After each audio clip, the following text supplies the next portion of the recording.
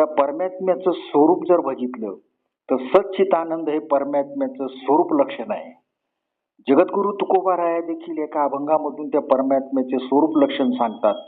आनंद अद्वैत नित्य निरामय जे का निज ध्येय योगी यांचे. असा आनंद स्वरूप परब्रह्म परमात्म्याच्या आश्रयावरती माया उपाधीने ईश्वर म्हणजेच तो जीव याने विश्व निर्माण केले. वास्तविक तो एकटाच होता, त्याला कर्मच नव्हते बरं का. एकट्या माणसाला करमत नसतं. कारण एकटेची कंठेचे ना म्हणवोनी येणे हो. काय? एकटेची कंठेचे ना म्हणवोनी येणे हो, केले निर्माण 14 ही भुवने. गगन चंद्र सूर्य मेघ तारांगणे, पंचही महाभूते निर्माण केली भिन्न भिन्न हो. आईसा लाघवी हा माया सूत्रधारी. कसा आहे तो? आईसा लाघवी हा माया सूत्रधारी. म्हणूनच परमात्म्याच्या आश्रयावरती असलेली माया उपाधीने ईश्वर म्हणजेच तो शिव याने जीवकर्म सापेक्ष ईश्वर सृष्टीची रचना केली आनंद स्वरूपाने, ब्रह्मांडाची रचना केली आनंद स्वरूपाने. वास्तविक शिव शक्ती ने मिलकर किया सब पसारा. काय? इथे शिव गोरक्षनाथ म्हणतात की शिवशक्तीने मिलकर किया पसारा. शिवशक्ती, शक्ती म्हणजे प्रकृती, प्रकृती म्हणजेच ती पार्वती माता. शिवशक्ती पार्वती माता, तिला बसायला जागा नव्हती बरं का हो. पार्वतीला बसायला जागा नव्हती म्हणून ती शिवाच्या मांडीवर बसली. आणि म्हणूनच म्हणतात अर्ध नारी नटेश्वर. शिव म्हणजेच तो ईश्वर. या ईश्वराच्या एका अंशाने शक्ती म्हणजेच ती माया प्रकृती हिने ब्रह्मांडाची निर्मिती केली, म्हणजे सृष्टीची निर्मिती केली. मग जगत हे माया कार्य आहे. त्याच्या सत्तेने ती भासते. कोणाच्या सत्तेने भासते ती? प्रकृती कोणाच्या सत्तेने भासते? प्रकृती माया ही परमात्म्याच्या सत्तेने भासते. आणि परमात्म्याच्या सत्तेने भासून त्या प्रकृतीने म्हणजे त्या मायेने नामरूपात्मक जगताची ब्रह्मांडरूपी सृष्टीची शोभा वाढवली. असा हा शिवशक्तीचा परस्पराशी कल्पित संबंधातून शिवशक्तीचा परस्पराशी कल्पित संबंधातून नाममात्र ऐक्यातून आनंदात जगताची प्रचिती येते. काय? असा हा परमात्मा अनादि अनंत. परमात्मा कसा आहे? अनादि अनंत आहे. व माया अनादि अंतवती. तिला स्वतःचे अस्तित्वच नाही. मायेला अस्तित्व आहे का? नाही, मायेला अस्तित्व नाही. ती परमात्म्याच्या आश्रयावरती म्हणजेच परमात्मा माया उपाधीनं ईश्वर झाला म्हणजेच तो शिव याने जीवकर्म सापेक्ष ब्रह्मांडात सृष्टीची निर्माण केले. सृष्टीचे निमित्त कारण ईश्वर आहे आणि उपादान कारण जो आहे ती माया आहे. म्हणून जगत हे माया कार्य असून उपादान कारण निमित्त कारण असल्याशिवाय कार्याची सिद्धी होत नाही हा सिद्धांत आहे. लक्षात घ्या. सिद्धांत हा त्रैकालाबाधिक सत्य असतो. कुठल्याही काळात कुठल्याही कुठे जरी गेलं तरी तो सिद्धांत बाद होत नाही, कारण तो अनादि असतो. त्याला म्हणतात सिद्धांत. उदाहरणार्थ 2 आणि 2 हे 4च होतील. भारतात ते 4च होतील आणि अमेरिकेत ते 4च होतील आणि पाकिस्तानात ते 4च होतील. भाषा बदलेल पण सिद्धांत बदलत नाही. म्हणून 2 आणि 2 4च होतील. याला म्हणतात सिद्धांत. सिद्धांत या ठिकाणी वेदांत शास्त्र काय सांगते?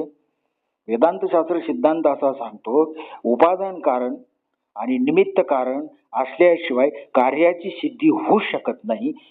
हा झाला सिद्धांत. माया ही उपाधी शिव, माया उपाधीने शिव झाला. हा शिव अभिन्न निमित्त कारण जगाला उपादान कारण आहे. आणि शक्ती म्हणजेच प्रकृती ही जगाचं उपादान कारण आहे. परमात्मा जो आहे तो अभिन्न निमित्त कारण. निमित्त कारण आहे परमात्मा. जगत निर्मिती करायला परमात्माचे निमित्त कारण आहे, पण तो अभिन्न निमित्त कारण आहे. आणि उपादान कारण काय आहे? ती माया आहे. म्हणून जगत हे माया कार्य आहे. दृष्टांत बघितला आपण, जसे 2 डोळे पण दृष्टी एकच असते, 2 ओठ पण शब्द एक असतो, 2 फुलात सुगंध एक, 2 दिवे जर असले तर प्रकाश तेज एकच असतो. त्याप्रमाणे या दोघातून म्हणजे शिवशक्ती म्हणजेच प्रकृती माया, या दोघातून ब्रह्मांडाची सृष्टी झाली. तरी या सृष्टीत काय एकच परब्रह्म परमात्मा आनंद स्वरूप आहे. जगतात ब्रह्म आहे, जगतामध्ये ब्रह्म आहे, पण ते तुम्हा आम्हाला दिसत नाही. जगामध्ये ब्रह्मदिशे उघडे, एकची ब्रह्म घड्या जगामध्ये ब्रह्मदिशे उघडे. अशा आनंद स्वरूप परब्रह्म अधिष्ठानावर मायेमुळे कल्पित जगत नामरूप गुणात्मक भासले. अहो, नामरूप गुणात्मक जगत भासले ना, कल्पित का असे ना, पण ते असे ना आम्हाला दिसते ना, बरोबर आहे का नाही? तर जे दिसतं ना, जे कल्पित भासतं ना, ते मायेचेच कार्य आहे. माया ही सत्य आहे का? नाही. माया ही सत्य नसून परमात्म्याच्या आश्रयावरती ती भासते, परमात्म्याच्या आश्रयावरती भासते. म्हणूनच जगत हे मायेचं कार्य आहे. म्हणून काय जगत हे काय? मायेचं कार्य आहे. आता या ठिकाणी अधिष्ठान परब्रह्म आहे. अधिष्ठान परब्रह्मावरती जगत हे कल्पित आहे. परमात्म्याच्या आश्रयाने माया आहे. म्हणून अधिष्ठान परमात्मा म्हणजेच ब्रह्म, त्याच्यावरती जगत हे कल्पित आहे. या ठिकाणी श्रीगुरुगम्य संप्रदायपूर्वक साधना अभ्यासानं अविद्येची एकदा निवृत्ती झाली की कल्पित जगत अधिष्ठान रूपच असते. काय काय कल्पित जगत? कारण अविद्येमुळे अविद्ये येणे झाला जीव, आणि त्या जीवानं जीवदशा प्राप्त झाली. म्हणून त्याला जे जे सत्यत्व भासतं, पण ते मिथ्य आहे, कल्पित आहे. अहो, कल्पित का असे ना, पण ते भासतं ना, दिसतं ना, तर ते अधिष्ठानावरती भासलं. म्हणून अधिष्ठानाच्या अज्ञानाने भासलं. आता अधिष्ठानाचं ज्ञान श्री गुरु कृपेने झाल्यावरती कल्पित जगत हे अधिष्ठान रूप आहे. कल्पित जगत हे परब्रह्म परमात्माच्या आनंद स्वरूप आहे. हेच तृतीय उपनिषदामध्ये उपनिषदाच्या श्लोकामध्ये माध्यवाचार्यांनी सांगितलेलं आहे. काय सांगितलेलं आहे? काय आपण मगाशी तो श्लोक घेतला, आनंदात देव भूतानी जायन्ते जीवनम तेषां लयच्च तत्राय ब्रह्मनंदान संशया. आनंदात एव भूतानी जायन्ते. काय हे झालं, हा झाला इथपर्यंत ब्रह्मांडाचा विचार. आता पिंडात बघू आपण. पिंडात मग काय? मन अशी पिंडी ते ब्रह्मांडी. आता ब्रह्मांडाचा विचार बघितला आपण, आता पिंडात्मक विचार बघू, म्हणजे पिंडाचा विचार बघू. काय पिंडात्मक विचार जर पाहू गेलो तर आगा कर्मी जे उरावे तेही सुख दुःख फाळावे, तया ते भोगावया यावे हे एका देहाला भोगायला यावंच लागतं, कारण मागचं कर्म आहे. म्हणून इथे माऊली ज्ञानेश्वर महाराज ज्ञानेश्वरी ग्रंथामध्ये सांगतात. काय सांगतात? आगा कर्मी जे उरावे तेही सुखदुःख फळावे, तया ते भोगावया यावे तिहे एका. ज्ञानेश्वरीमध्ये माऊली म्हणतात, मागच्या जन्माचं कर्म जे करून ठेवलं, मग ते पापात्मक असो अथवा पुण्यात्मक असो, त्याचे सूक्ष्म संस्कार आमच्या लिंग देहात सूक्ष्म देहात असतात, आणि ते संस्कार घेऊन एका देहाला आम्हाला भोगायला यावंच लागतं, असा ज्ञानेश्वरीचा भूमीचा अर्थ आहे. पूर्व प्रारब्ध कर्मजन्य सूक्ष्म संस्काराच्या सूक्ष्म संस्कार हे सूक्ष्म लिंग देहात असतात, म्हणजे सूक्ष्म देहात असतात. तोच सूक्ष्म देह स्थूल देह घेऊन जन्माला येतो. पूर्व प्रारब्धानुसार तो जन्माला येतो. म्हणून माऊलीने या ठिकाणी ओळी म्हटलेले, आगा कर्मी जे उरावे तेही सुखदुःख फाळावे, तया ते भोगावया यावे हे का. पुरुष हा पूर्व प्रारब्ध कर्मजन्य संस्कार घेऊन जन्माला येतो.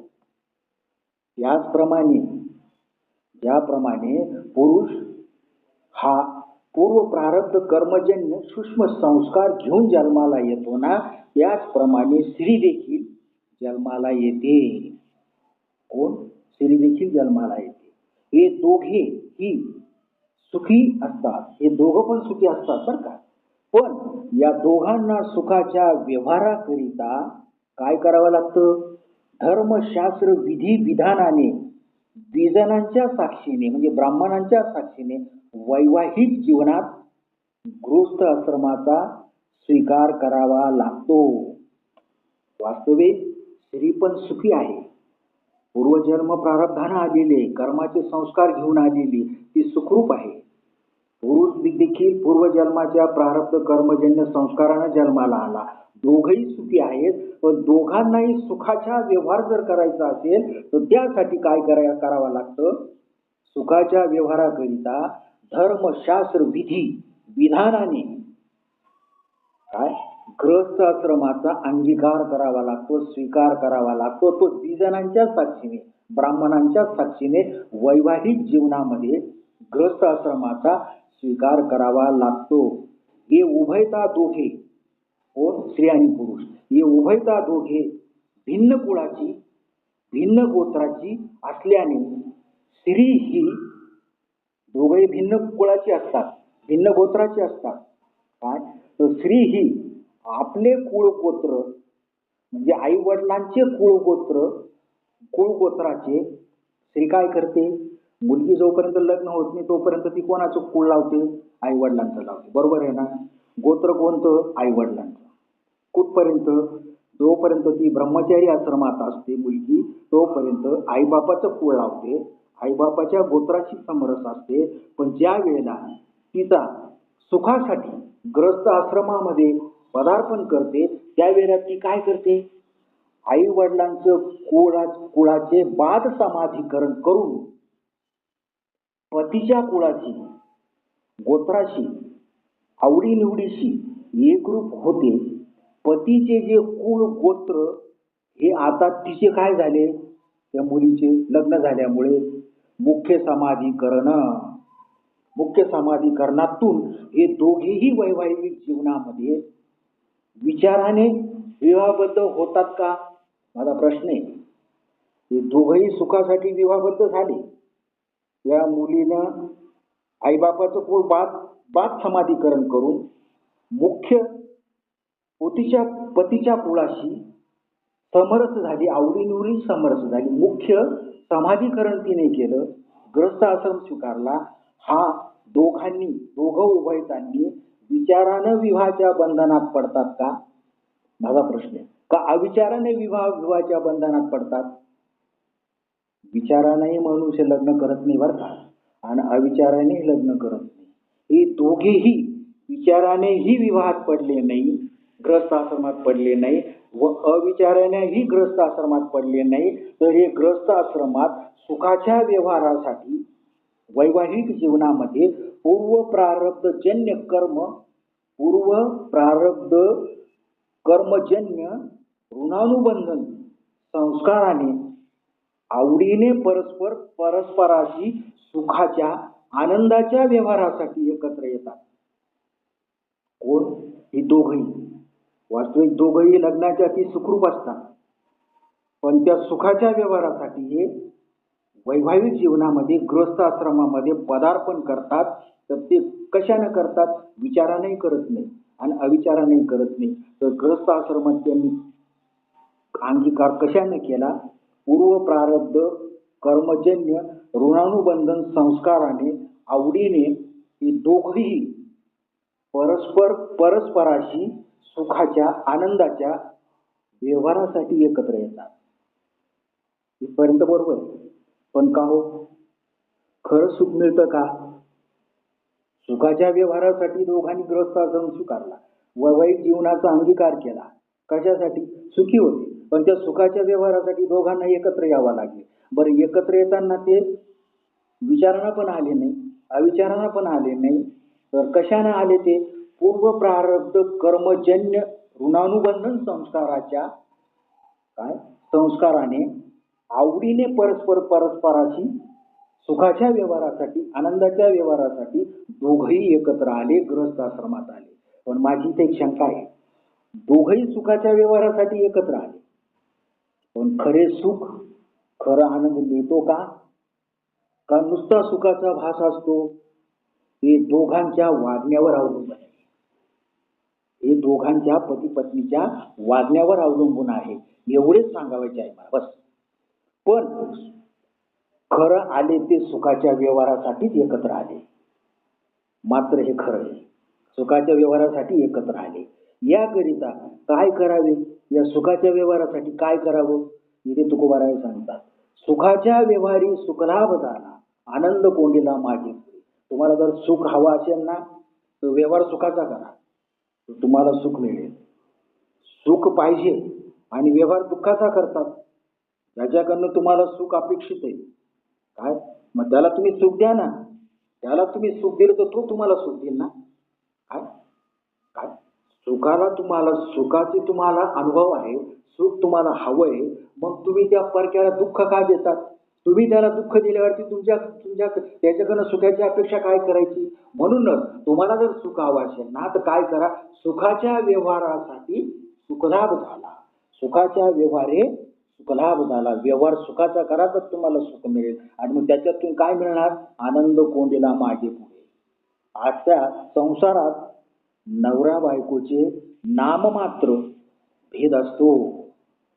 वैवाहिक जीवनामध्ये गृहस्थ आश्रमामध्ये नवरा बायकोचा हा नाममात्र भेद असतो.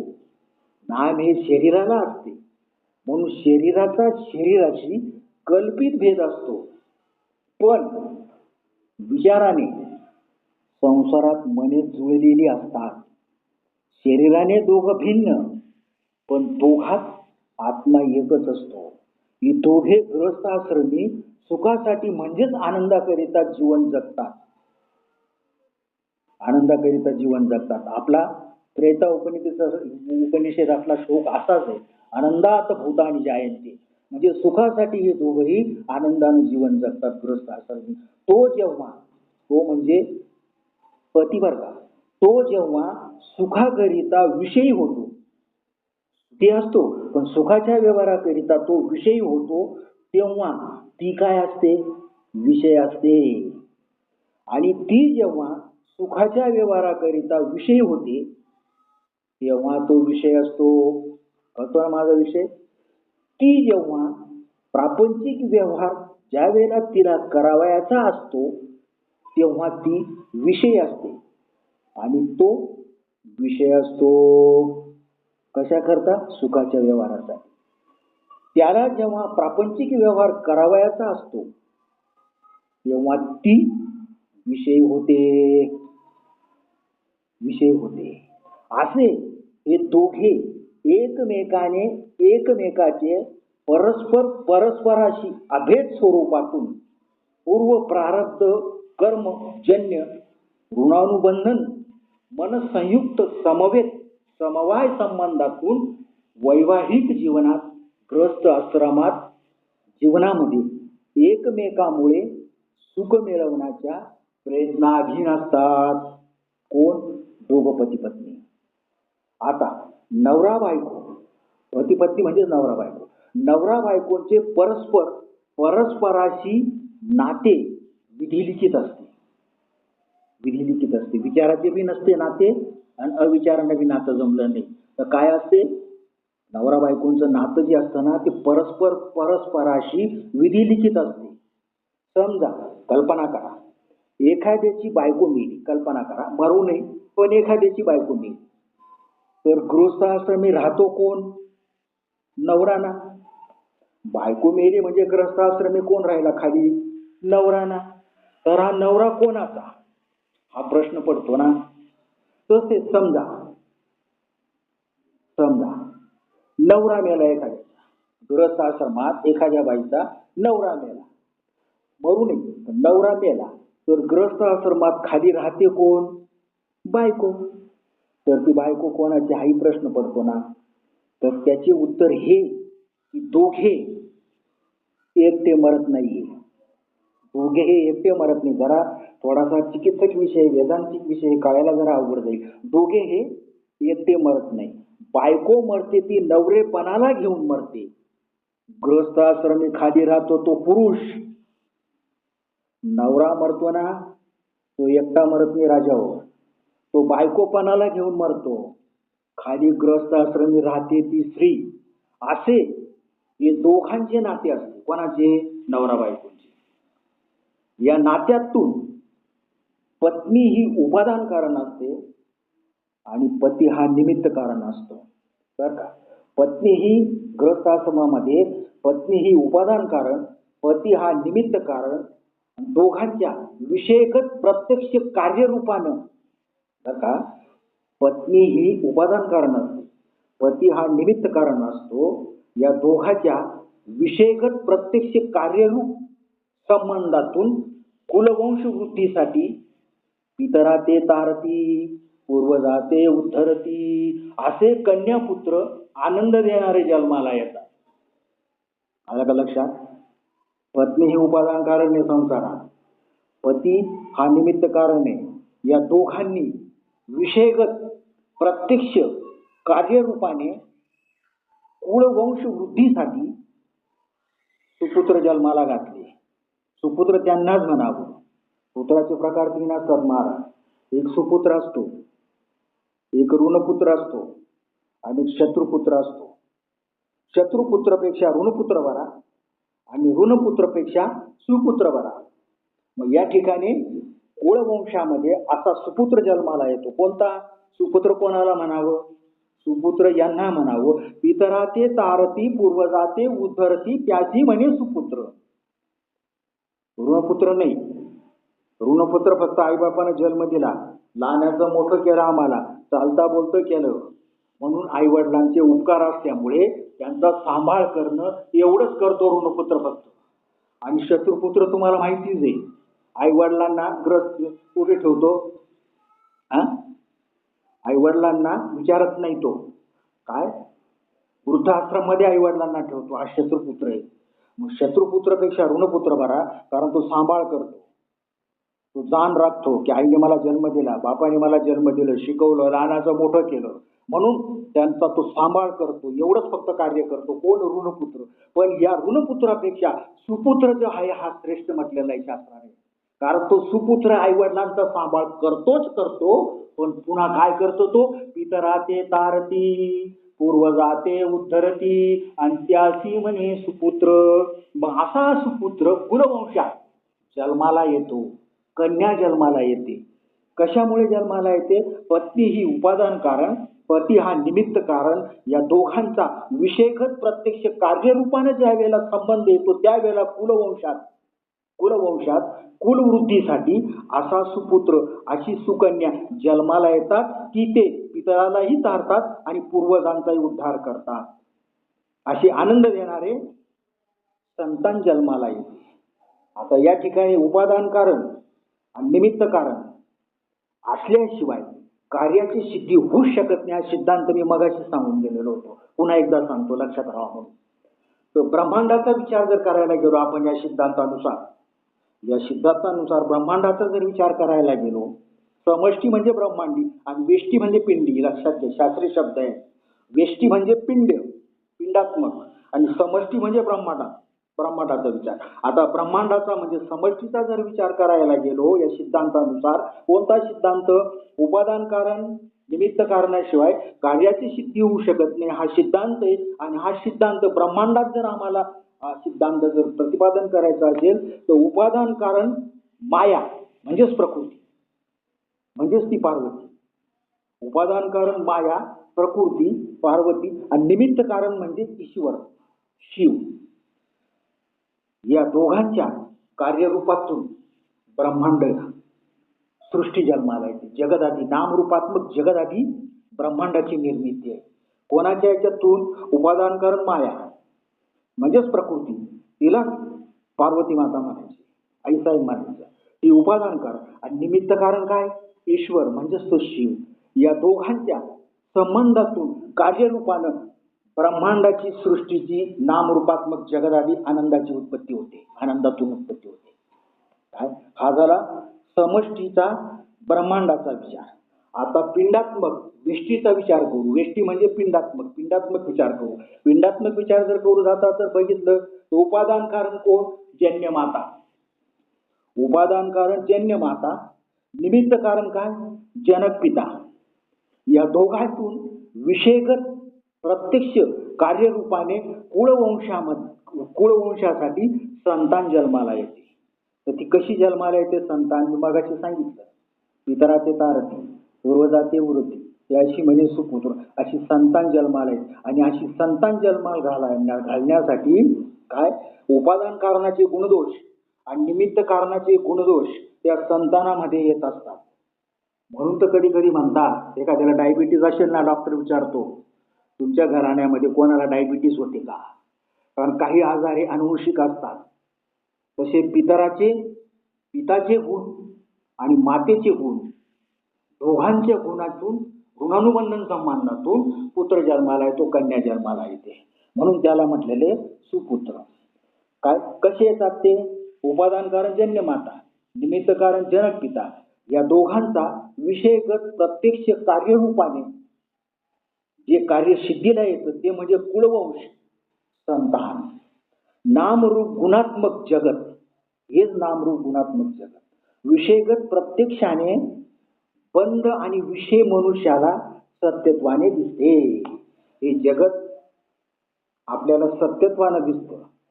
साधू संत म्हणतात जगत मिथ्या आहे, जगत कल्पित आहे, पण आपल्याला सत्यत्वानं दिसतं. जगत सत्य कोणाला दिसतं? बद्ध आणि विषय पुरुषाला.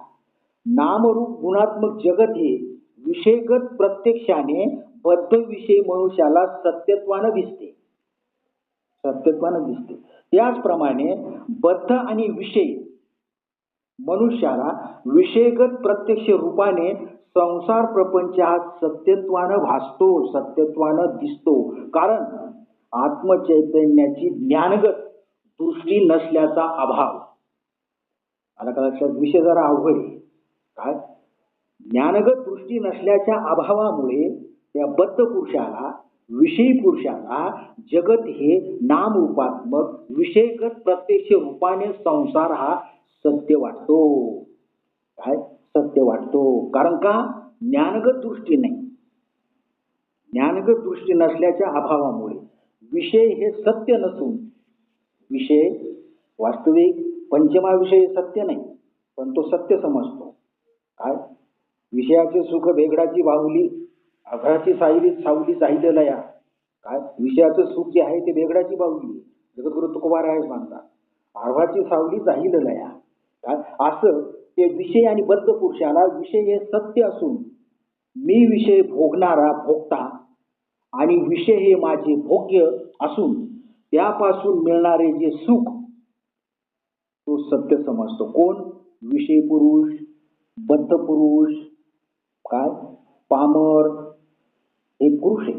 काय की ज्यांना ज्ञानगत दृष्टी नाही असा बद्ध आणि विषय पुरुष विषय हे सत्य समजतो. म्हणून मी विषय भोगणारा भोगता आणि विषय हे माझे भोग्य वस्तू, यापासून जे सुख मला मिळतं हे तो सत्य समजतो. पण तो विषयापासून मिळणारे सुख खरे व शाश्वत नसून, वास्तविक विषयापासून मिळणारे सुख हे खरे नसून, शाश्वत नसून, ते काय? ते भासात्मक सुख आहे. ते भासात्मक सुख आहे. किंबहुना त्या सुखातच दुःखाचं बीज आहे. त्या सुखातच काय आहे? दुःखाचं बीज आहे. अहो इथे शंका आहे परत. ते भासात्मक सुख आहे. अहो भासात्मक का असे ना, पण सुखाचा काही क्षणाचा आनंद तर आम्हाला मिळतो ना, बरोबर आहे का? भासात्मक का असे ना, त्याच्यात दुःखाचं बीज का असे ना. तर विषय भोगणारा भोगता आणि विषय या दोघांच्या संबंधातून जे सुख मिळतं ना ते भासात्मक का असे ना, त्याच्यात दुःखाचं बीज का असे ना, पण सुख मिळतं ना, भासात्मक का असे ना, पण ते मिळतं ना, अनुभवण्यात येतं ना. तर ते कसं येतं बघा. आत्मचैतन्याच्या साह्याने अंतःकरण वृत्ती, आत्मा आमच्या हाते तैसा हृदयामध्ये मी रामू आस्था सर्व सुखाचा रामू माऊली म्हणतात. याचाच अर्थ आत्मा हा आत्मचैतन्य आत आहे. चाले शरीर कोणाचे असते, कोण बोलवी ते हरिविन, तेच ते आत्मचैतन्य. मग त्या आत्मचैतन्याच्या साह्याने अंतःकरण वृत्ती पंच ज्ञानेंद्रियाद्वारा, बरं का, बघा कसं आहे, विषय अवघड आहे जरा.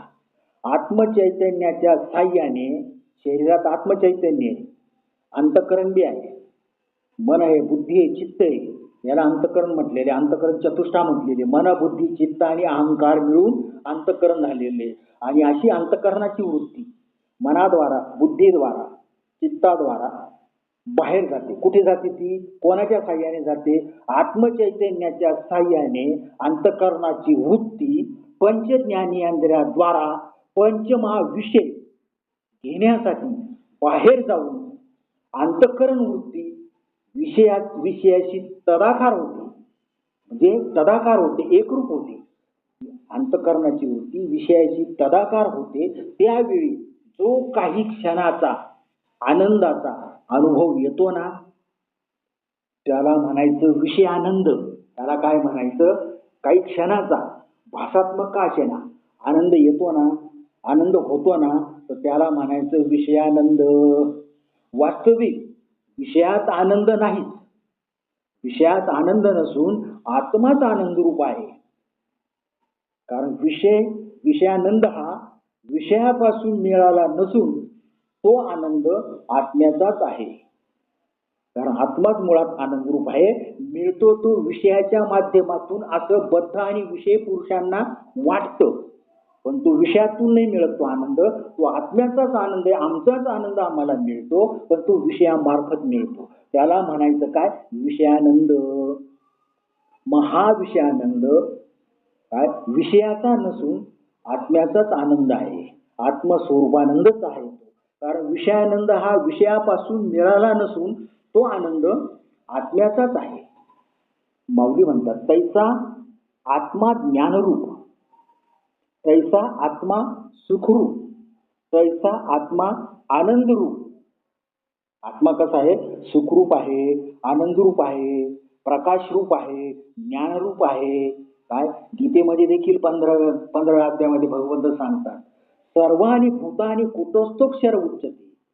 सर्वानी भूतानी कुटस्थोक्षर उच्यते. कुटस्थ म्हणजे आत्मा. शास्त्रीय वेदांत शास्त्रामध्ये आत्म्याला कुटस्थ म्हटलेले. काय? तर सर्वानी भूतानी कुटस्थोक्षर आत्मा म्हणजे सगळ्या भूतांच्या आत कुटस्थो म्हणजे आत्मा आहे, उच्यते. सर्व भूतानी कुटस्थ उच्यते. काय? परत एक श्लोक आहे, सर्वस्य चाहम हृदय सन्निविष्टो. सगळ्यांच्या हृदयात मी, सर्वस्य चाहम हृदय सन्निविष्टो. माऊलीची ओळ पण तैसा हृदयामध्ये मी राहू.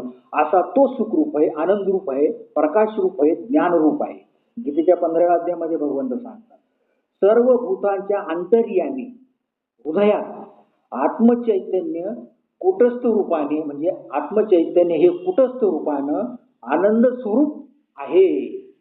काय? आनंद स्वरूप असल्याने त्या आत्मचैतन्य अंतःकरण वृत्तीद्वारा, काय, ते आत्मचैतन्य अंतःकरण उपाधीच्या साह्याने पंचज्ञानेंद्रियाद्वारा पंचविषयकार होऊन, बाहेरील पंचविषयकार होऊन आनंदाचा अनुभव घेतो. तो आनंद बद्ध आणि विषय मनुष्याला विषयापासून आनंद मिळाला असं वाटतं, त्याला म्हणायचं विषयानंद. हा विषयापासून मिळणारा विषयानंद, विषयापासून मिळणारा विषयानंद क्षणभर जरी तुम्ही आम्ही मानला तरी पण तो ब्रह्मानंदाचाच अंश आहे. कारण आम्हाला ब्रह्मानंदाचा अनुभव आहे, आत्मानंदाचा अनुभव आहे, कारण आत्मा आनंदरूप आहे. मग तो क्षणभर जरी विषयापासून मिळणारा आनंद, विषयानंद त्याला म्हणतात विषयानंद, हा क्षणभर जरी कल्पित जरी असला, काय, भासात्मक जरी असला, तरी तो आम्हाला मिळतो ना आनंद, एका क्षणाचा का होईना, त्याला म्हणायचा विषयानंद. हा विषयानंद क्षणभर जरी मानला तरी पण तो ब्रह्मानंदाचाच अंश आहे. कारण ब्रह्मानंद विषयानंद या दोघांचा कल्पित संयोग संबंध आहे. आला का माझा विषय? वेदांताचा विषय. खालच्या लेवलचं मला बोलताच येत नाही. काय बोलावं? लोक म्हणतात आम्हाला समजेल ते सांगा, आम्हाला समजेल ते सांगा. अहो, तुम्हाला समजेल ते सांगा, याच्यात वक्त्याचं काय मोठा मोठेपणा आहे? हं? काय मोठा मोठेपणा आहे? तुम्हाला समजत नाही ते समजून घेण्याचं कार्य करावं. हं? तुम्हाला समजत नाही ते समजून देण्याचं कार्य करावं. तुम्हाला समजतं तेच आम्ही सांगावं. याच्यात वक्ताचं काय एवढा मोठेपणा आहे? म्हणून कधी कधी शास्त्रीय शब्द येतात माझ्या तोंडातून. काय? हा जो आनंद आहे ना, हा विषयाचा आनंद असून त्याला म्हणतात विषयानंद. मग हा विषयानंद काय आहे? ब्रह्मानंदाचाच अंश आहे. कारण ब्रह्मानंदाचा आम्हाला अनुभव आहे, आत्मानंदाचा आम्हाला अनुभव आहे. मग विषयातून मिळला असा आम्हाला भास होतो. कोणाला? बद्ध आणि विषय पुरुषाला. कारण का असा भास होतो? ज्ञानगत दृष्टी नसल्यामुळे.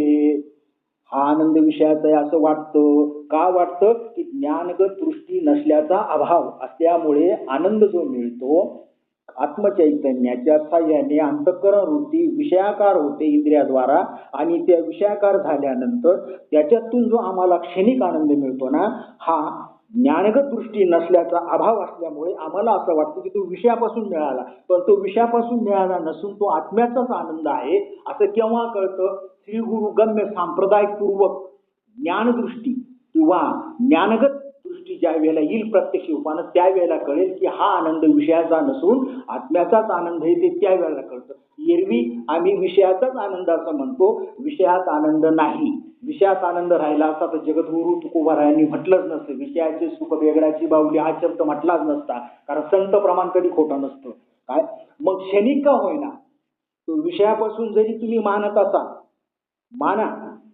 मग विषयापासून मानताना तुम्ही मग त्याला आम्ही नाव देतो विषयानंद. मग तो विषयानंद जो आहे ना, तो कोणाचा अंश आहे? ब्रह्मानंदाचाच अंश आहे. ब्रह्मानंदाचाच अंश आहे. कारण ब्रह्म हे आनंदरूप आहे, आत्मा हा आनंदरूप आहे. म्हणून ब्रह्मानंदाचाच अंश आहे. ब्रह्मानंद विषयानंद याचा कल्पित संयोग संबंध असतो. कारण ब्रह्मानंद आणि विषयानंद यांचा दोघांचा अंशी कल्पित सहयोग संबंध असतो. कल्पित असतो पण बरं का, सहयोग संबंध असतो. कसा असतो? ब्रह्मानंद आणि विषयानंद यांचा अंशी कल्पित संबंध असतो. आता बघा, संयोग कल्पित सहयोग संबंध. आता संबंध दोन प्रकारचे, एक सहयोग संबंध आणि एक समवाय संबंध. समवाय संबंध याचा कधीच बाध होत नाही आणि सहयोग संबंध काळानुसार परिस्थितीनुसार याचा बदल होतो. सहयोग संबंधाचा म्हणजे सहयोग संबंधाचा कधी ना काहीतरी वियोग हा होतोच, पण समवाय संबंधाचा वियोग हा होतच नाही. मग विषयानंद हा ब्रह्मानंदाचाच अंश आहे ना, मग विषयानंद आणि ब्रह्मानंद यांचा दोघांचा अंशांशी संबंध आहे. पण तो कसा आहे? सहयोग संबंध आहे. एका क्षणापुरता सहयोग संबंध. याला एका क्षणापुरता जो संबंध असतो ना त्याला सहयोग संबंध म्हणायचा. आता हे सहयोग संबंधाची व्याख्या. आता समवाय संबंध सांगतो मी. जीवाचा आणि परमात्म्याचा अंशी समवाय संबंध आहे. सहयोग संबंध नाही तिथे. जीवाचा आणि परमात्म्याचा अंशी समवाय संबंध आहे. कारण 15 अध्यायामध्ये श्लोक आले, ममे अंशी जीव लोके. माझाच जीव आहे. मग मी कोण आहे? अंशी. आणि जीव हा अंश. मग अंशी जीवाचा आणि परमात्म्याचा अंशी समवाय संबंध आहे. म्हणून तो चिरकाळ आहे, तो बदलत नाही कधी. आणि सहयोग संबंध हा बदलतो. कसा बदलतो? ब्रह्मानंदाचा आणि विषयानंदांचा कल्पित सहयोग संबंध आहे. एका क्षणापुरता तुम्ही विषयानंद मानतात म्हणून एरवी तो आत्म्याचाच आनंद आहे. मानतात म्हणून एरवी तो आत्म्याचाच आनंद आहे. असा हा सहयोग संबंध आणि समवाय संबंध आहे. काय? सहयोग संबंध आणि समवाय संबंधाची व्याख्या सांगितली मी तुम्हाला. काय? विषयानंद याचा अंशी कल्पित सहयोग संबंध असतो. कारण सहयोग संबंध म्हणजे काय याची व्याख्या सांगतो. सहयोग संबंध कधी असतो तर कधी नसतो, याला म्हणतात सहयोग संबंध. कारण सहयोग संबंधाचा कधी ना कधीतरी वियोग होतो. आज मी तुमच्या समोर इथे आलो, प्रवचन करून राहिलो, तुम्ही सगळे बसले, हा झाला सहयोग संबंध. थोड्या वेळानंतर मी इथून निघून जाणार, वियोग होणार तुमचा नामचा, याला म्हणतात सहयोग संबंध. आणि ज्या संबंधातून वियोगच होत नाही त्याला म्हणायचं समवाय संबंध. आता समवाय संबंधाची व्याख्या सांगितली मी तुम्हाला. जीव परमात्मा याचा समवाय संबंध आहे. परत व्यवहारातला दृष्टांत सांगतो म्हणजे लवकर लक्षात येईल. सहयोग संबंध आणि समवाय संबंध याच्यासाठी व्यवहाराचा दृष्टांत सांगतो म्हणजे तुमच्या लक्षात येईल. आपली सेवा समाप्त करू. टिकली कपाळ आणि टिकली, कपाळ आणि टिकली याचा सहयोग संबंध आहे. म्हणून टिकली कधी कपाळाला असते तर कधी नसते. बरोबर आहे ना? कारण कपाळ आणि टिकली याचा जो संबंध आहे ना तो कसा आलेला आहे? सहयोग संबंध आला. काय? म्हणून तर कपाळावरील टिकली कधी कधी बाथरूमाच्या भिंतीवर असते तर कधी आरशाला असते. आपल्या सगळ्यांच्या लक्षात येत असेल. कारण कपाळावरची टिकली, कपाळ आणि टिकली, कपाळ आणि टिकली या दोघांचा सहयोग संबंध आहे. काय? सहयोग संबंध आहे. सहयोग संबंध असल्यामुळे कधीतरी वियोग होतो. म्हणून तर ती बाथरूमच्या भिंतीवर टिकली लटकली, कधी कधी आरशावरती लटकते, कधी कधी कपाळाला लटकते. मग टिकली तर टिकली नाही तर हुकली, म्हणून त्याचा सहयोग संबंध आहे. समजला माझा विषय? व्यवहारातलं उदाहरण सांगितलं. आता समवाय संबंधाचा दृष्टांत सांगतो. कपाळ आणि कपाळावरती लिहिलेलं नशीब याचा समवाय संबंध आहे. नशीब कधी बदलू शकतं का आपण? म्हणून तर जगद्गुरु तुकोबारायांनी म्हटले, जेथे जावे तेथे कपाळ सरीसे, जेथे जावे तेथे कपाळ सरीसे. हा समवाय संबंध आहे. कपाळ आणि कपाळावरती लिहिलेलं सटविणं हे कधीच मरेपर्यंत जात नाही. होणारं ते होणारच आहे, न होणारं ते होणारच आहे. हे विधी लिखत आहे. म्हणून कपाळावरती लिहिलेलं सटविणे 5व्या दिवशी पाची बोलायच्या वेळेला याचा समवाय संबंध आहे. म्हणून तुकोबाराय म्हणतात, जेथे जावे तेथे कपाळ सरीसे. कुठेही जा सारखंच आहे. माझ्या तकदीरातच असं लिहिलेलं आहे, कुठेही जा कपाळ सरीसे. पूर्व प्रारब्धच माझं असं आहे. याला म्हणतात समवाय संबंध. ते कोणाला चुकत नाही, ते भोगावंच लागतं. म्हणून त्याला म्हणतात समवाय संबंध. आता सहयोग संबंध समवाय संबंधाचा विषय तुम्हाला कळायला असेल. आता विषयानंद याचा अंशांशी सहयोग संबंधातून बरं का, विषयानंद आणि ब्रह्मानंद या दोघांच्या अंशांशी कल्पित सहयोग संबंधातून भासात्मक विषयानंद गृहस्थ आश्रमी बद्ध आणि विषय मनुष्याला संसारात मिळत असतात, आनंद मिळत असतो. त्यासाठी काय करायचं? सद्गुरुगम्य सांप्रदायिक पूर्वक साधना अभ्यासाने अहम आणि मम हे बाधित झाल्यावरती जगत हे आनंद स्वरूप परब्रह्माचाच विलास आहे. काय? हे केव्हा कळेल? श्री गुरुगम्य सांप्रदायिक पूर्वक साधना अभ्यासाने ज्या वेळेला अहम आणि मम, अहम म्हणजे मी, मम म्हणजे माझे, हे बाधित होतं. हे बाधित झाल्यानंतर जगत हे आनंद स्वरूप परब्रह्माचाच विलास आहे. परब्रह्माचा हा आनंद स्वरूप परब्रह्माचा विलास आहे. ब्रह्मांडात असून ब्रह्मांडासह पिंडात्मक सगळ्या भूतांच्या ठिकाणी उत्पत्ती आणि भूताच्या अंतर्यामी आनंद स्वरूप तोच भरलेला आहे. हे केव्हा कळतं? श्री गुरुच्या कृपेने. भरला हरी घनदाट दिसे, विठ्ठल जळीस्थळी भरला, रीता ठाव नाही उरला. अवघेची त्रैलोकी आनंदचे आनंद स्वरूपगत ज्ञानगत अपरोक्ष प्रत्यक्ष महावाक्य श्री गुरुच्या मुखातून त्यावेळेला सत्शिष्य श्रवण करतो आणि त्याद्वारा साधना अभ्यासाने वाटचाल करून त्याला ज्ञानगत दृष्टी येते. त्यावेळेला हे सगळं काय आहे? सृष्टी सगळी आनंदमय आहे. ईश्वर निर्मित आनंदमय सृष्टी असून याच्यामध्ये सगळे भूत आनंदात वावरतात आणि आनंदातच राहतात आणि शेवटी आनंदातच विलीन होतात. म्हणून म्हटलेले अवघेची त्रैलोक्य आनंदाची आनंद स्वरूप. भरला हरी घनदाट दिसे, विठ्ठल स्थळी भरला, रीता ठाव नाही उरला. आजन्या दृष्टीने पाहिला.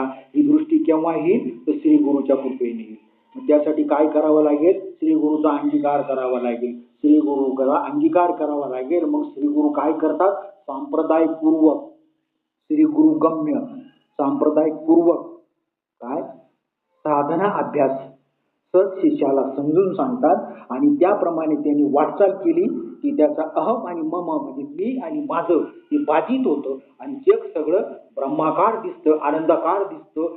या श्लोकामध्ये तेच सांगितलेलं आहे त्रेताउपनिषदेमध्ये. आनंदात भूतानी जायन्ते, सगळे भूत आनंदात उत्पत्ती होते, आनंदातच वाढतात, आनंदातच राहतात, आनंदातच खेळतात आणि शेवटी जायला देखील आनंदात जातात. कारण ब्रह्मानंद हा काय ब्रह्मांडाचा ब्रह्मानंद आहे, तसं पिंडात्मक देखील आनंद आहे. आणि त्या आनंदासाठी, त्या सुखासाठी स्त्री पुरुष यांनी सुखाच्या व्यवहारासाठी ग्रस्त आश्रमात पदार्पण केलं. आणि त्याच्यातून पितराचे तारती, पूर्वजाचे उद्धरती, त्याशी म्हणे सुपुत्र आनंदरूपी जन्माला घालतात. कारण का? तू पितराला तारणार आहे, आम्हाला तारणार आहे. पिंडात्मक म्हणूनच म्हटलेले पिंडी ते ब्रह्मांडी. म्हणूनच काय म्हटले? पिंडी ते ब्रह्मांडी. पण हे केव्हा शक्य आहे? श्री गुरुगम्य साधना अभ्यास त्यांनी जी समजून सांगितला त्याप्रमाणे जर आपण वाटचाल केली तर नक्कीच आम्हाला ही सृष्टी सगळी आनंदमय दिसेल आणि सगळं ब्रह्मानंदाचा आनंद होईल आम्हाला. पण हे केव्हा होईल? अभ्यासानं शक्य आहे, अभ्यासानं शक्य आहे. ओली मूळ भेदी खडकाची अंग. झाडाची मुळी असते ना, मुळी ओली असते, ती ओली आणि किती नाजूक असते, टणक नसते, ती नाजूक असते, ओली असते झाडातली मूळ. पण ती काय करते? ओली मूळ भेदी खडकाचे अंग, अभ्यासशी सांग कार्यसिद्धी. नोहे ऐसे काही नाही अवघड, अभ्यासशी सांग कार्यसिद्धी. काहीच अवघड नाही राहायचं, काहीच अवघड नाही. अभ्यासाने सांग काय? नोहे ऐसे काही नाही अवघड, अभ्यासाशी सांग कार्यसिद्धी. ओली मूळ दृष्टांत दिलाय. ओली मूळ भेदी खडकाचे अंग, तिने सायासानं प्रयत्न करून ध्येयाचा ध्यास घेतल्यावरती ध्येय वस्तू प्राप्त करून घ्यायला वेळ लागत नाही महाराज. आणि अशी ध्येय वस्तू जर प्राप्त झाली तर आम्हाला या त्रेताउपनिषदेमधला श्लोक आपण आज सेवेसाठी घेतला काय, तर त्या श्लोकामध्ये माधवाचार्य या श्लोकामध्ये त्रेताउपनिषद श्लोकामध्ये सांगतात, आनंदात देव भूतानि जायन्ते. काय? आनंदात देव भूतानि जायन्ते जीवनम तेषां लयच्च तत्राय ब्रह्मानंदाय संशया. आनंदात एव भूतानि जायन्ते म्हणजे आनंदापासून ब्रह्मांडाची सर्व भूतांची उत्पत्ती होते आणि उत्पत्ती झाल्यानंतर सगळे भूते आनंदाच्या योगाने जीवित राहतात, जीवन जगतात, आनंदासाठी जीवन जगतात, सुखासाठी जगतात. आणि सरते शेवटी आयुष्य संपल्यावरती कुठे जातात? आनंदातच लय पावतात.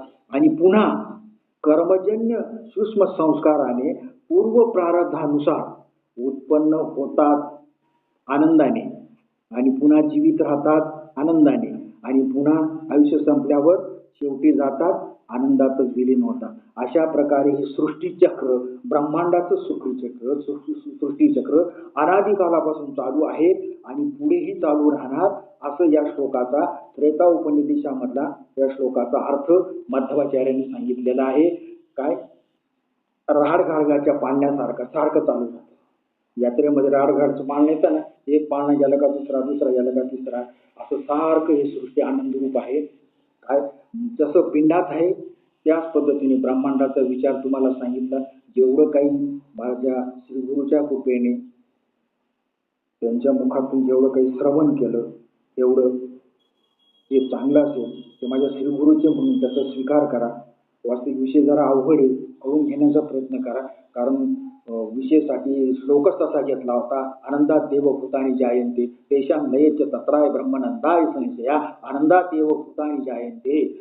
सगळी सृष्टी, सगळे ब्रह्मांड आनंद, सर्व खलिदम ब्रह्म, सर्व खलिदम ब्रह्म, सगळ्या ठिकाणी ब्रह्मच भरलेले, माझ्या सकट सगळ्या ठिकाणी ब्रह्म भरलेले, असा या श्लोकाचा अर्थ आहे. आणि त्या श्लोकाचे विश्लेषण मी या ठिकाणी करण्याचा श्री गुरुच्या कृपेने केलेला प्रयत्न आहे. कारण सगळे आनंदासाठी जगतात, तुम्ही आम्ही असं सगळे आनंदासाठी जगतात, सगळे सुखासाठी जगतात. कोणालाही दुःख नको आहे.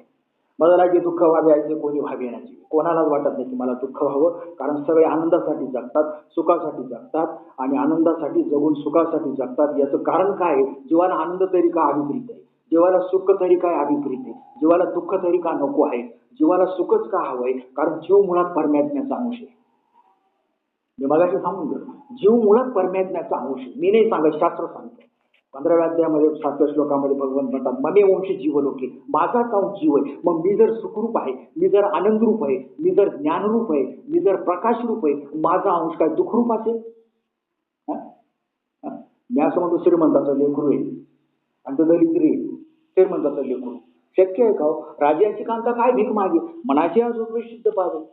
परमात्मा जर सुखरूप आहे, आनंदरूप आहे, ज्ञानरूप आहे, प्रकाशरूप आहे आणि त्याचाच अंश जर जीव आहे, मग जीवाला सुखाची इच्छा राहणार नाही. जीवाला आनंद नको आहे, जीवाला आनंद हवा आहे, जीवाला सुख हवा आहे आणि म्हणूनच जीव सुखासाठी संसार प्रपंचात पडला.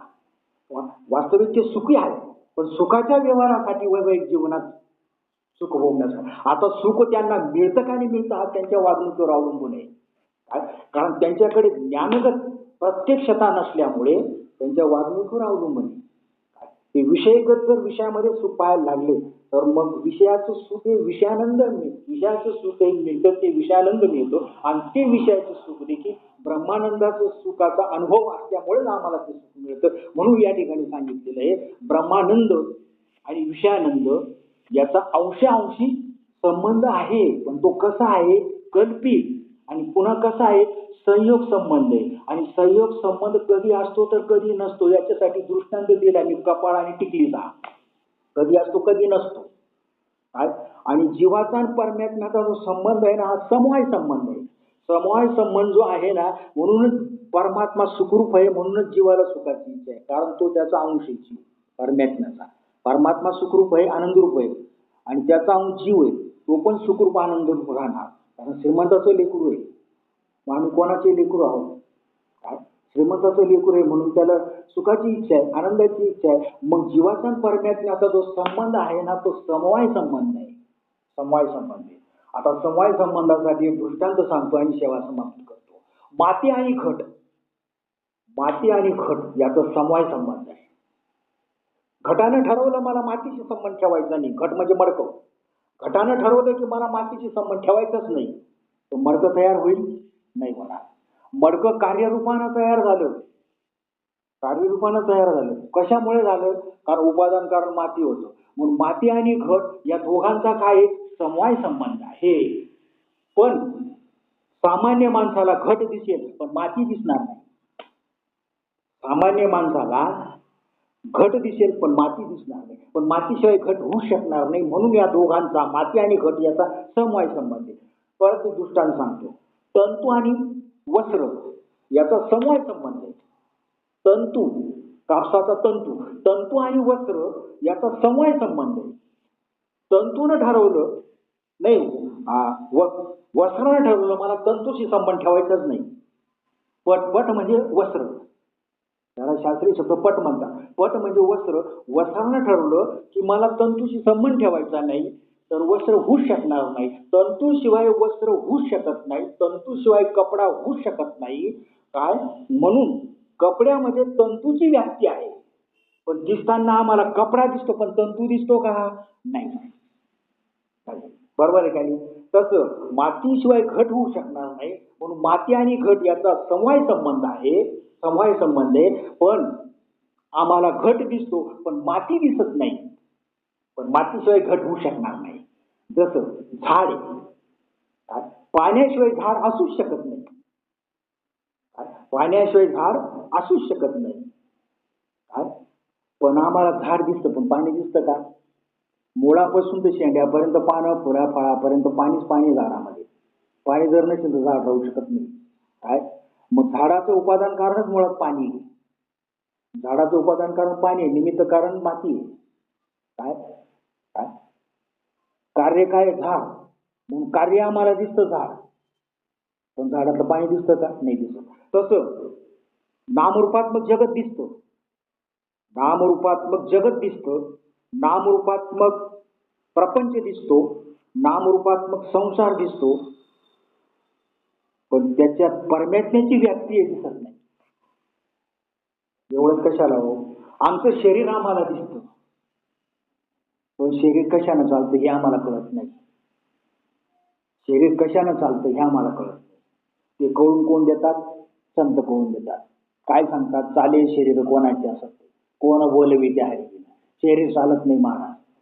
कोणी म्हणत असत मी माझ्या पायाने इथं आलो, मी माझ्या कानानं ऐकले, मी माझ्या कानानं ऐकलं, मी माझ्या डोळ्यानं पाहिलं, मी माझ्या पायाने इथं चालत आलो. खोटी कल्पना राजा. पाय चालत नसतात, चालण्याचं साधन आहे. डोळे पाहत नसतात, पाहण्याचं साधन आहे. कान ऐकत नसतात, ऐकण्याचं साधन आहे. ऐकणारा वेगळा आहे, पाहणारा वेगळा आहे, चालवणारा वेगळा आहे. तो जर निघून गेला तर खाली काय पडलंय मड, त्याला 4 लोक घेऊन जातात, खांद्यावर घेऊन जातात त्याला. मग चालवणारा निघून गेला, बोलवणारा निघून गेला, ऐकवणारा निघून गेला, आणि जो असा आहे ना ते आत्मचैतन्य पिंडात आहे. वेष्टी रूपानं ते आत्मचैतन्य, तो आत्मा वेष्टी रूपाने या शरीरात आहे आणि शरीर चालवतो. मग तो आत्मा कसा आहे? आनंद रूप आहे. आनंद रूप आहे, बरोबर आहे का नाही? आणि तो परमेश्वराचा अंश आहे. म्हणून परमात्मा आणि आत्मा म्हणजे जीव याचा समवाय संबंध आहे. म्हणूनच या ठिकाणी त्रेता उपनिषदामध्ये जो श्लोक दिलेला आहे तो श्लोक त्याच्यासाठी घेतला मी की आनंदात देव भूतानी जायन्ते जीवनम तेषां लयस्य तत्राय ब्रह्मानंदन संशया. आनंदात येव भूतानी जायन्ते, सगळं ब्रह्मांड सृष्टीमध्ये सगळं आनंदच आहे. आनंदातूनच ब्रह्मांडाची उत्पत्ती झाली, सगळे भूत निर्माण झाले आणि शेवटी आनंदातच राहतात आणि आनंदातच वावरतात, आनंदातच जगतात आणि सरती शेवटी कुठे जातात? आनंदामध्ये लय पावतात. पुन्हा सूक्ष्म संस्कारानं पुन्हा आनंदात ब्रह्मांडामध्ये या सृष्टीमध्ये उत्पत्तीला येतात. आनंदाने आनंदात राहतात, आनंदात जीवन जगतात आणि आयुष्य संपलं की पुन्हा आनंदात जातात. संसार हे आम्ही आनंदासाठीच करतो, प्रपंच हे आम्ही आनंदासाठीच करतो, पण आनंद आम्हाला मिळतो. कारण मिळतो हे आमच्या वागणुकीवर अवलंबून आहे. मग ती वागणूक आनंद जर आम्हाला हवा असेल, सुख जर आम्हाला संसारात हवं असेल तर काय करायला पाहिजे? मला जर संसारात सुख हवं असेल ना, आनंद हवा असेल ना, तर मी काय केलं पाहिजे? सुखाच्या व्यवहारी सुखलाभ झाला. मला सुख पाहिजे ना तर व्यवहार सुखाचा करायचा, म्हणजे तिकडनं आम्हाला प्रतिकार देखील सुखाचा येईल. म्हणून सुखाच्या व्यवहारी सुखलाभ झाला, आनंद कोणेला मागे पुढे सगळं आनंदात आनंद आहे. त्रैलोक्य अवघेच त्रैलोक्यानंदाचे आनंद, सर्व खड्गम ब्रह्म आनंदात देव भूतानि जायन्ते तेषां लयस्य तत्राय ब्रह्मानंदन संशया. आनंदात येव भूतानि जायन्ते. अशा पद्धतीने आज या आपण त्रेता उपनिषदाच्या श्लोकावरती माधवाचार्यांचा जो श्लोक भाष्य केलेला आहे आणि त्या भाष्यावरती आपण समष्टी दृष्टीने ब्रह्मांडाचा विचार बघितला, त्याचप्रमाणे वेष्टी या दृष्टीने पिंडात्मक शरीराचा विचार बघितला आणि सगळं आनंदच आनंद आहे ही सेवा. अशा पद्धतीने आपण इथे समाप्त करू.